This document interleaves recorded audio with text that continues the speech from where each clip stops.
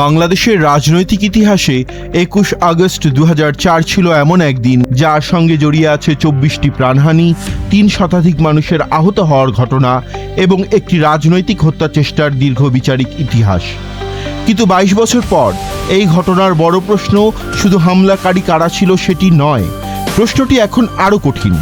এত বড় একটি হামলার পরও কেন তদন্ত বারবার বিতর্কিত হয়েছে, কেন একজন নিরপরাধ মানুষকে আসামি বানানোর চেষ্টা হয়েছিল, আর শেষ পর্যন্ত আদালতে দাঁড়িয়ে কেন ৪৯ জনই খালাস পেলেন। ২০০৪ সালের ২১ আগস্ট বিকেলে ঢাকার বঙ্গবন্ধু অ্যাভিনিউতে আওয়ামী লীগের সন্ত্রাস বিরোধী সমাবেশ চলছিল। সমাবেশের শেষ পর্যায়ে খোলা ট্রাকের ওপর তৈরি মঞ্চে বক্তব্য দেন তৎকালীন বিরোধী দলীয় নেতা শেখ হাসিনা। বক্তব্য শেষ করে তিনি যখন উপস্থিত নেতাকর্মীদের দিকে হাত নাড়ছিলেন, তখনই ট্রাক ও সমাবেশ স্থল লক্ষ্য করে একের পর এক গ্রেনেড ছোড়া শুরু হয়।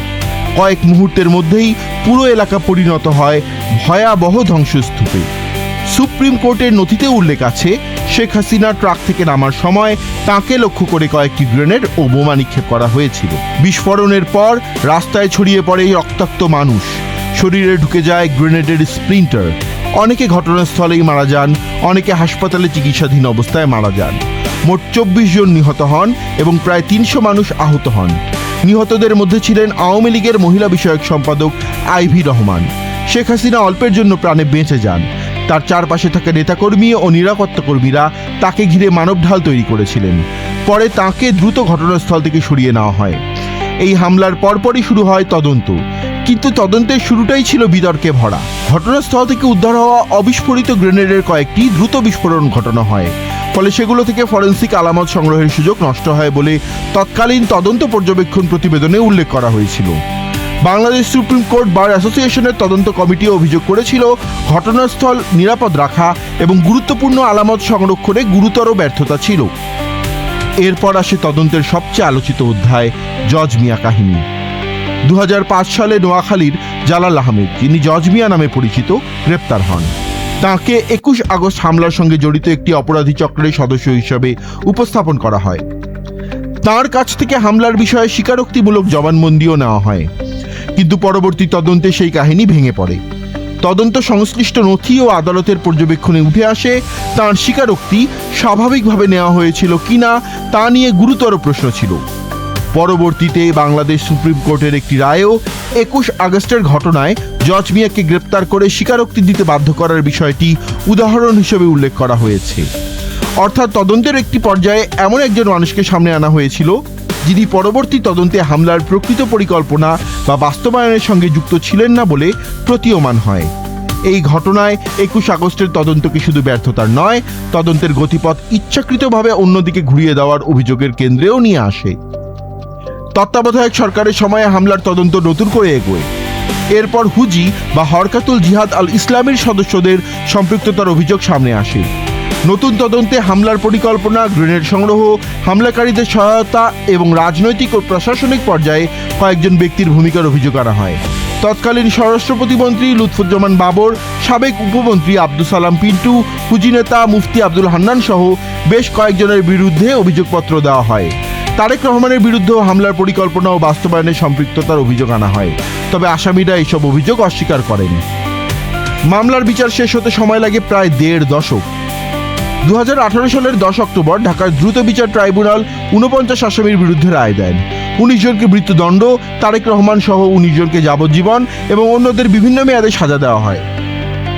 বিচারিক আদালতের রায়ে বলা হয়, হামলাটি পরিকল্পিত ছিল এবং শেখ হাসিনাকে হত্যাই ছিল এর মূল উদ্দেশ্য। এই রায়ের পর মামলাটি নতুন করে উচ্চ আদালতের পরীক্ষায় যায়, কারণ মৃত্যুদণ্ড কার্যকর করতে হলে হাইকোর্টের অনুমোদন প্রয়োজন ছিল, আর দণ্ডিত আসামিরাও আপিল করে। দীর্ঘ শুনানির পর ২০২৪ সালের ১ ডিসেম্বর হাইকোর্ট ২০১৮ সালে সেই রায় বাতিল করে ৪৯ আসামিকেই খালাস দেন।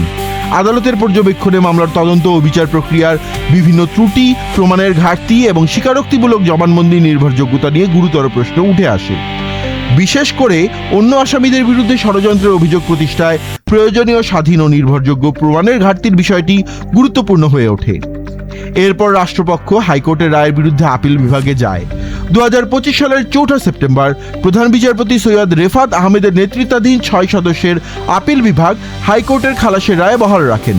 ফলে তারেক রহমান, লুৎফুজ্জামান বাবর সহ মামলার ৪৯ আসামির খালাসি চূড়ান্তভাবে বহাল থাকে। এই জায়গাটাই ২১ আগস্টের ইতিহাসকে সবচেয়ে জটিল করে তুলেছে।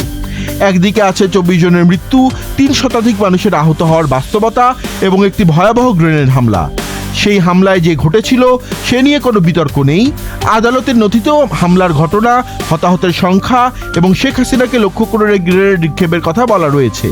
অন্যদিকে ফৌজদারি বিচারের শেষ পর্যায়ে এসে কোনো আসামির বিরুদ্ধে দোষ প্রমাণিত হওয়ার অবস্থায় আর রইল না। এখানে একটি বিষয় পরিষ্কার করে বলা জরুরি, ৪৯ জন খালাস পেয়েছেন মানে ২১ আগস্টে কেউ মারা যাননি এমন নয়। আবার আসামিরা খালাস পেয়েছেন মানেই আদালত ঘোষণা করেছে যে হামলার কোনো পরিকল্পনাকারী ছিল না এমন কথাও বলা যাবে না। আদালতের সিদ্ধান্তের অর্থ হলো, যেভাবে যেসব আসামির বিরুদ্ধে অভিযোগ আনা হয়েছিল সেই অভিযোগগুলো প্রমাণ করার জন্য আইনসম্মত ও নির্ভরযোগ্য প্রমাণ যথেষ্ট ছিল না। এটাই বিচার ব্যবস্থার মৌলিক পার্থক্য। একটি অপরাধ সংগঠিত হয়েছে কিনা আর নির্দিষ্ট একজন ব্যক্তি সে অপরাধ করেছেন কিনা দুটি আলাদা প্রশ্ন। প্রথমটির উত্তর ২১ আগস্টের ঘটনায় স্পষ্ট। দ্বিতীয়টির ক্ষেত্রে আদালত বলেছে রাষ্ট্রপক্ষের উপস্থিত প্রমাণ সেই মানদণ্ড পূরণ করতে পারেনি। আর এখানেই তদন্তের পুরনো ব্যর্থতাগুলো আবারও সামনে আসে। ঘটনাস্থলের আলামত সংরক্ষণে প্রশ্ন, প্রাথমিক তদন্তের বিতর্ক, জজ মিয়া কাহিনী, জবানবন্দির নির্ভরযোগ্যতা এবং দীর্ঘ বিচার প্রক্রিয়ার সব মিলিয়ে মামলাটি এমন এক জায়গায় পৌঁছেছে যেখানে একটি ভয়াবহ রাজনৈতিক হত্যাচেষ্টার ঘটনা নিশ্চিতভাবে ইতিহাসে থেকে গেলেও অপরাধের জন্য কোনো আসামির সাজা বর্তমানে বহাল নেই। ২১ আগস্ট তাই শুধু একটি রাজনৈতিক দলের উপর হামলার স্মৃতি নয়, এটি বাংলাদেশের তদন্ত ব্যবস্থা, রাষ্ট্রীয় নিরাপত্তা এবং বিচার প্রক্রিয়ার সক্ষমতারও একটি কঠিন পরীক্ষা। একটি হামলায় ২৪ জন মানুষ মারা গেলেন, শত শত মানুষ আহত হলেন, একজন প্রধান রাজনৈতিক নেতা প্রাণে বেঁচে গেলেন, কিন্তু ২২ বছর পরে এসে আদালতের চূড়ান্ত অবস্থান হলো মামলায় অভিযুক্ত ৪৯ জনের বিরুদ্ধে দণ্ড বহাল রাখার মতো আইনগত ভিত্তিই নেই। সবচেয়ে বেদনাদায়ক বিষয় সম্ভবত এখানেই, মানুষ মারা যাওয়া সত্য প্রমাণিত, হামলা হওয়া সত্য প্রমাণিত, ক্ষতিগ্রস্ত মানুষের জীবন বদলে যাওয়া সত্য প্রমাণিত, কিন্তু সেই হত্যাকাণ্ডের জন্য শেষ পর্যন্ত কাউকে অপরাধী হিসেবে আইনের দৃষ্টিতে রাখা গেল না। তাই ২১ আগস্টের ঘটনাকে শুধু কেউ জড়িত ছিল না এমন সরল সিদ্ধান্তে শেষ করা যায় না। বাস্তবতা হলো, সেদিন ভয়াবহ হামলা হয়েছিল, ২৪ জন মানুষ প্রাণ হারিয়েছিলেন, আহত হয়েছিলেন শত শত মানুষ। কিন্তু দীর্ঘ তদন্ত, বিতর্কিত তদন্ত প্রক্রিয়া এবং প্রমাণের ঘাটতির কারণে শেষ পর্যন্ত কোনো আসামির বিরুদ্ধে আদালতের চূড়ান্ত রায়ে দায় প্রতিষ্ঠা হয়নি।